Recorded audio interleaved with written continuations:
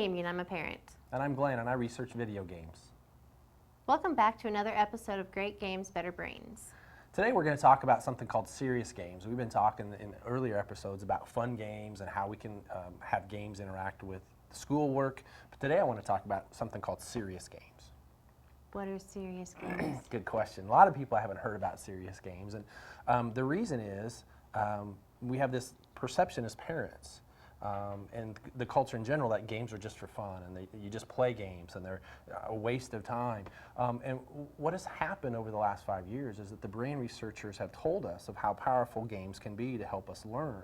And so lots of different organizations have taken that research and created what are starting to be called serious games, games that kids can play and adults can play too, I suppose, that help teach us about the world in general, developing third world countries, poverty, water loss, pollution, healthcare, lots of kinds of things that organizations want us to know more about. And the best way that they found to teach us those things is through the use of serious games. So you're telling me I can do a Google search for serious Yep. games and these are going to pop up? If you do a Google search for serious games, you're going to find tons and tons of research, tons and tons of games that you can play. Most of these games are free because they're designed by these organizations really as an informational source, a way to learn more about that organization or a particular issue that they want you to know more about. So almost all of these games are free. Almost all of these games are online. You can download some of these games and put them on your computer and play them that way without being online, but almost all of them are free. In fact, I haven't seen any that you have to pay for because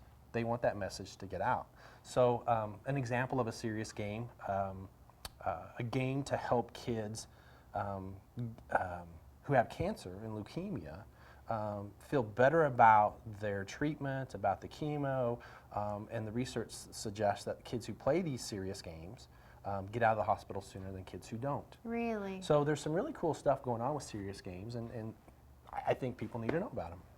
So for the children, are they serious but yet, I don't want to say, at a childlike level at the same time? Yeah, most of the games are designed for 18 years and younger are really designed around the idea of interactive 3D kinds of games. We would call them in the game world first-person shooters sometimes, or godlike games where you have to manipulate and go through different environments and pick up objects, talk to people, solve problems, and through those interactions with artifacts and objects and people, you learn more about poverty in developing countries, for example. Interesting. So there's a couple of them that you might want to have your kids try. One of those is called Third World Farmer. This is a game that's available just about anywhere. There's not one website that has this particular game. So if you want to get to find Third World Farmer, just do a Google search for Third World Farmer.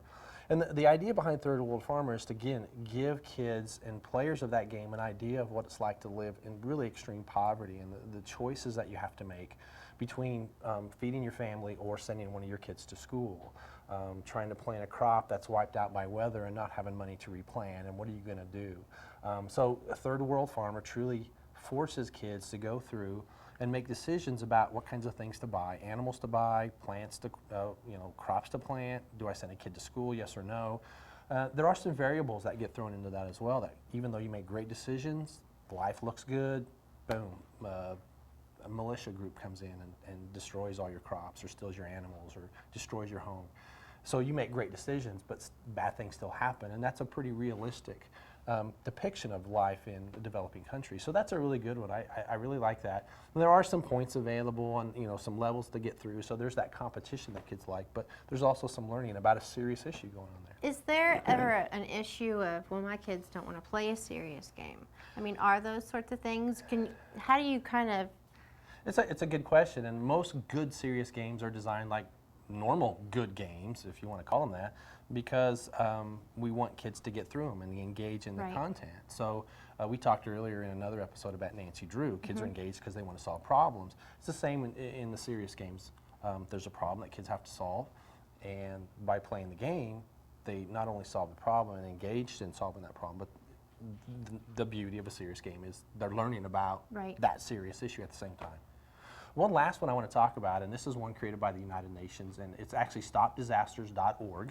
That's the website that you go to. And it's the United Nations attempt to try to help kids understand natural disasters and what we can do to prevent natural disasters and what we can do after natural disasters have happened. So there's a whole series of games in that website where you try to prevent a tsunami, for example, wildfires, floods, hurricane, earthquake, all of those things that can happen really almost at a moment's notice. What can we do before those things happen to help prevent loss of life and damage to property? So another great game, I know teachers use these all the time.